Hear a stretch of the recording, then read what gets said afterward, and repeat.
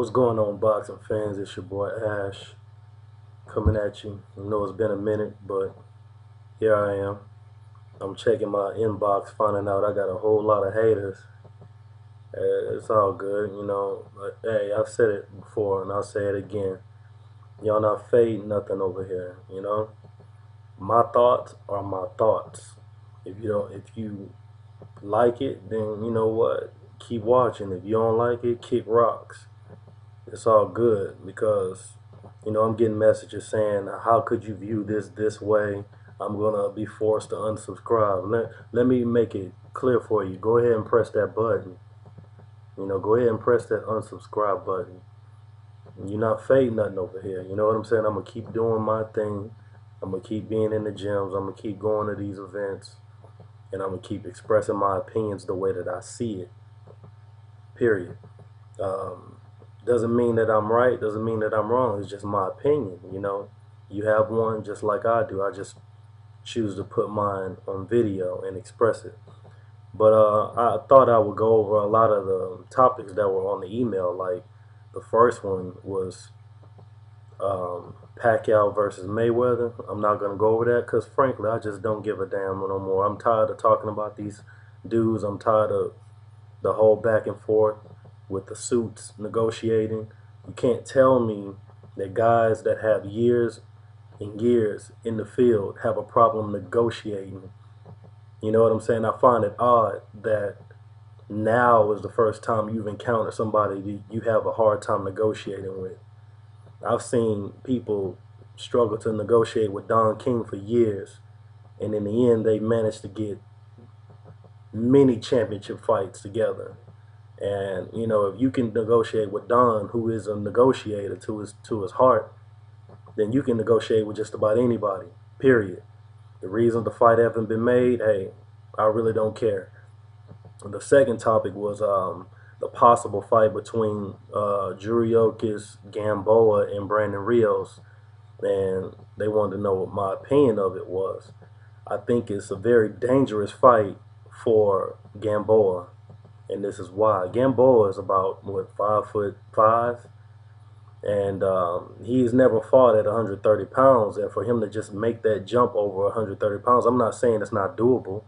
I mean, in history, we've seen few fighters jump a weight class to campaign in the division higher, and they were successful. But it's not the easiest thing to do. We've seen Shane Mosley jump over 140 pounds to go after Oscar. We've seen recently Manny Pacquiao, he jumped up over 140 and fought Oscar and then returned back to 140 to fight Ricky Hatton, but he was successful. With the fight with Gamboa, he's not only jumping over 130 pounds as if there are no legitimate fights there. He's going up to 135 pounds, not having fought at that weight, going up against one of the strongest guys at that weight, a guy who applies relentless pressure, Brandon Rios I'm talking about, power in both hands. He defends very well. I'm not saying he has like the best defense in the world, but he protects himself very well, especially in close quarters, with that peekaboo-like defense a la Customato. He doesn't take a lot of flush shots. He blocks a lot of shots on his forearms, on his elbows, on his gloves. Now, I'm not saying he's invincible. He has a good chin, but I've seen him hurt before. And, when he was on Rope-a-Dope Radio, he's admitted that Miguel Acosta had rocked him in a fight. But we've seen what happened with Miguel Acosta in the way that Brandon Rios dispatched him with relative ease. With pressure, body shots, head shots, like a true veteran would do. Mix your punches up and down. You never become one-dimensional.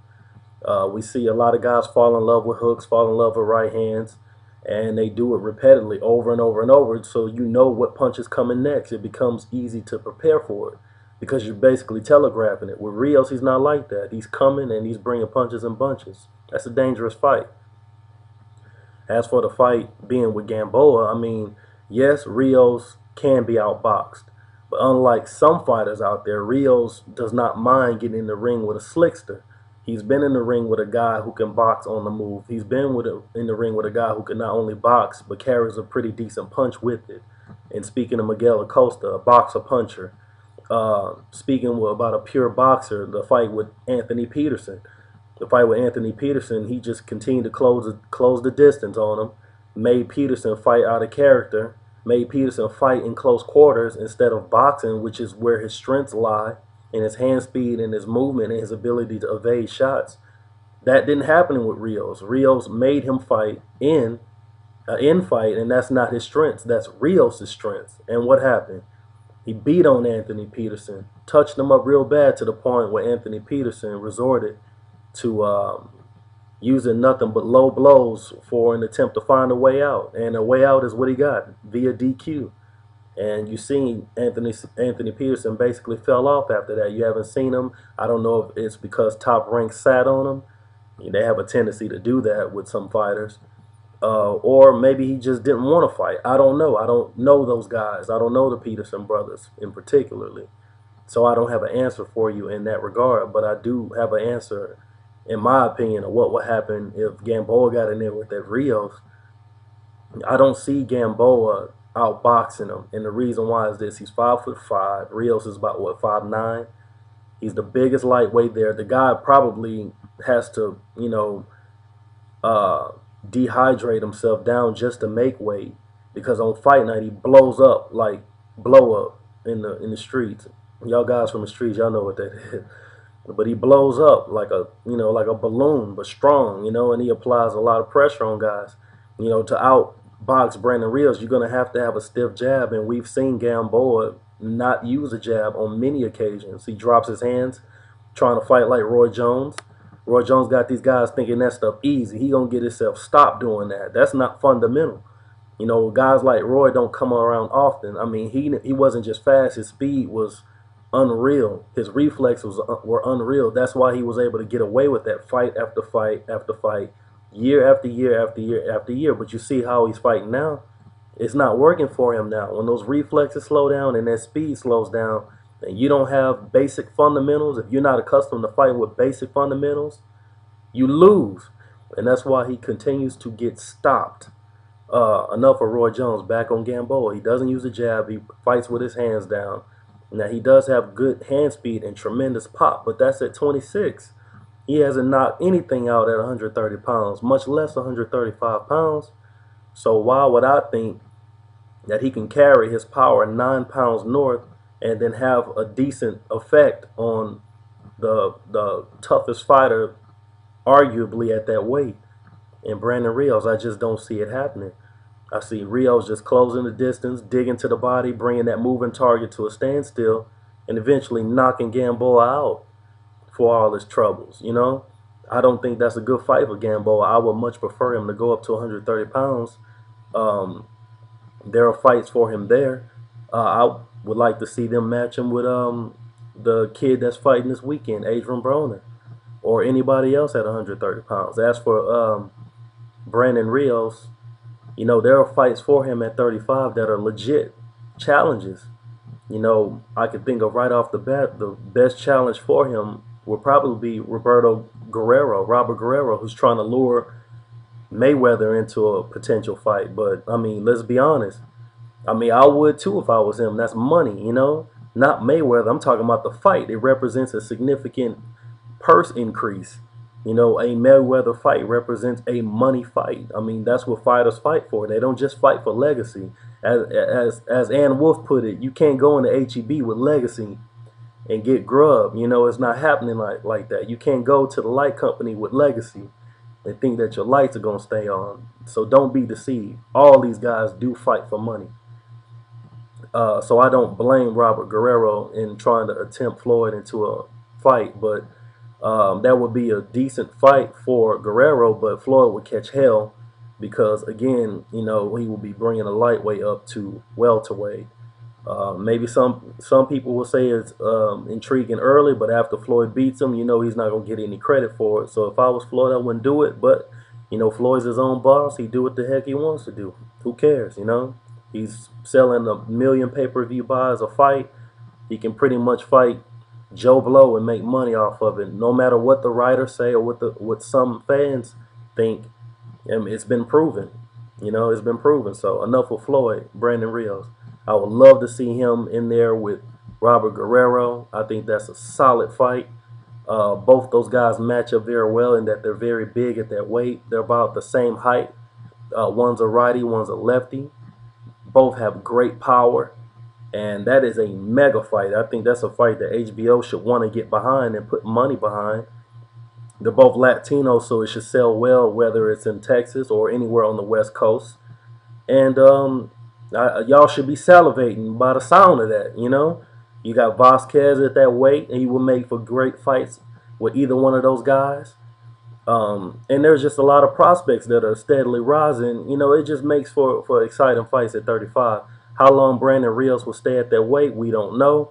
But if you get my opinion on it, I think he's only a couple of fights at 135 before he has to go ahead and move on up to 40 or possibly even 47. He's a big old boy. Aaron was talking about possibly matching Rios with Pacquiao. That's not what I want to see. We all know what we want to see with Pacquiao, but will it happen remains to be seen. But going back to the initial topic, Gamboa and Rios, dumb fight in my opinion. But if Gamboa, I mean, this is what fighters do. I mean, a lot of people don't understand. I mean, a fighter, a lot of times fighters don't even know that they're the opponent on the card. You know what I'm saying? That they're a stepping stone. If you let a fighter tell it, they can whoop the world. That's just their mindset. They don't know that they're the opponent. But it's crazy. But it is what it is. Gamboa, man, I think he can do great things. He's done great things thus far. It's a shame that the Lopez fight was never made because Lopez was stopped. I mean, but if the writing was on the wall, you saw Lopez getting rocked in fight after fight. I mean, not saying he's not a great fighter. He's a very, very good, solid southpaw champion fighter, but there's flaws to his game, and they were exposing his Salida. Salida gave Robert Guerrero all he can handle, if you remember that fight. So it's not like he was in there with a bum. Records are what they are, numbers. All that doesn't matter when the bell rings. It's 2 men in there. It's not a video game, and these guys don't have protected shields. Punches hurt, and when they land, punches hurt. I know we're watching it on TV, but believe me, these guys in that squared circle, they feel that. And Lopez felt that, and Salida's presence was felt that night, and Lopez was dethroned. We already saw Salida against Gamboa, so to me, I mean, that's a fight that probably shouldn't be made, a rematch. What for? So Gamboa is probably right going up in weight. I don't want to see Gamboa against Nonito Donaire. To me, that's a dumb fight. Nonito, he's a very, very solid fighter, very skilled. He's not a featherweight. I think these guys need to start taking gradual steps. It's just my opinion, but Superman-like feats don't occur often in this sport. Take baby steps. Nothing wrong with that because you're still taking steps towards the goal. When you leap up too far, you may get sit back down on your butt. I mean, I can think of right off the bat, rest in peace, Diego Corrales. When he jumped over 140 pounds and fought Joshua Clottey, what happened? Joshua Clottey set his butt back down, And I think that was the last fight right before he had that tragic accident on the motorcycle and passed. But, that just shows you it's just not easy to just leap over a division thinking that you're hot stuff. You know what? It's a different ball game when you go up a different weight. You're fighting a significantly bigger guy, and it's a much more dangerous fight. And if you begin to believe your press about how big your power is, somebody's going to show you that it's not all that. And in that fight with Clottey, he showed him that your one-punch power at those lower weights mean nothing at 47. And I think that's just food for thought for fighters that want to, take that jump. But these are just my opinions. And until the next time, thanks for listening. Thanks for watching the fight. Tune in to Rope-A-Dope Radio. And on Wednesday nights, voice your opinion, man. We love to hear it, Till the next time, it's your boy Ash. Peace out.